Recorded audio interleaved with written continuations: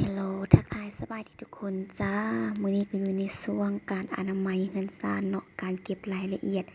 เบิ่งการเฮ็ดเวียกของข้อยปานมือเมียสร้างมืออาชีพพู้นได้ทุกคนอันนี้ก็คือการเก็บร่องเนาะบอนที่แบบว่ากันเปื้อนแหละทุกคนค่อยจริงจังขนาดเลยในมื้อนี้เพราะว่าเฮาเตรียมจะแบบมาครอบอยู่หั้นนะแบบว่าบ่ได้ขึ้นดอกทุกคนมาครอบอยู่นะเบิ่งสีหน้าของข้อยแหมโคตรจริงจังเลยบ่จริงจังเลยหัวสั่นหัวคอนปานนี้ แม่ว่าพาผัวเมียพากันเล็งขนาดเด็ดคนเล็งเฮ็ดขนาดผัวกับแบบเมียก็ตักทรายใส่ผัวก็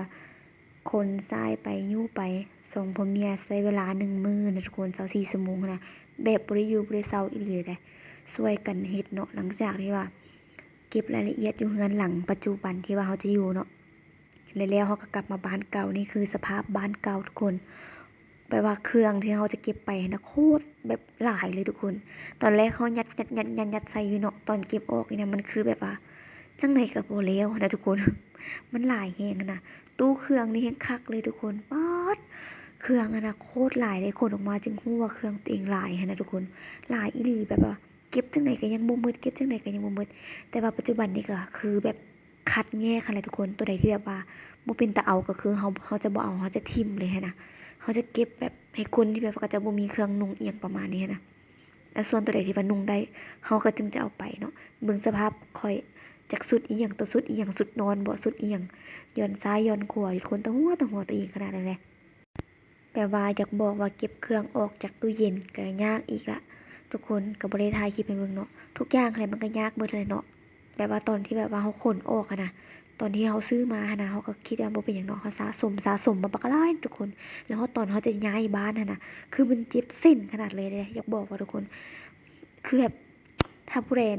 ขึ้นบ้านใหม่บอกเลยว่าจะย้ายบ้านเองประมาณนี้น่าจะเข้าใจเนาะว่าแบบว่าเครื่องเขามันหลายนะตอนซื้อมาซื้อด้ามสิ้น2 สิ้นอยู่เนาะแต่แบบเวลาที่แบบเขาจะขนไปนะโอ้โคตรหลายอีหลีทุกคนแบบจนแบบยอมอยากให้ทุกคนแบบเห็นสภาพคอยในมือหันแบบเจ็บเส้นแบบเมื่อยขนาดเลยทุกคนแบบว่าแต่จังไหนก็ยากคอยนะเป็นผู้หญิงที่แกร่ง เฮ็ดได้หมดทุกอย่างนำตั้งแต่ภาคกลางเนาะปีนขึ้นข้อยยังเฮ็ดมาแล้วทุกคนนี่เบิ่งแต่ท่า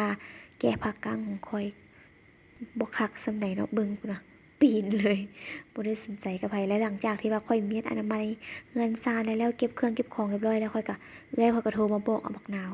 ไปใส่ตำบักหุ่งว่าซั่นกลับมาบ้านกะมาบ้านตัวใหม่ทุกคนทาสีเก็บสีเนาะภายในมื้อเดียวเราเขียวเร่งเฮ็ดให้มันแล้วเนาะ เพราะว่าใจเฮาก็อยากให้มันแล้วก็อยากมาอยู่เด้อทุกคนแบบว่าเข้าใจเนาะหลายๆคนก็อยากเป็นส่วนตัวนะเฮาก็อยากมีบ้านเป็นของตัวเองนั่นแหละทุกคนและนี่ก็คือผลสำเร็จของสองผัวเมียเฮาที่ว่าช่วยกันเฮ็ดช่วยกันหาช่วยกันสร้างช่วยกันแปลงเรือนนี่นับตั้งแต่ก่อบุกปูกะโลแม่นผัวข้อยเฮ็ดเองหมดทุกอย่างเนาะภูมิใจเนาะสำหรับผัวเมียผู้ใดที่ว่ากำลังสร้างกำลังอิหยังปัจจุบันนี้เป็นกำลังใจให้ทุกคนเด้อสู้ๆนะทุกคนเนาะเป็นกำลังใจให้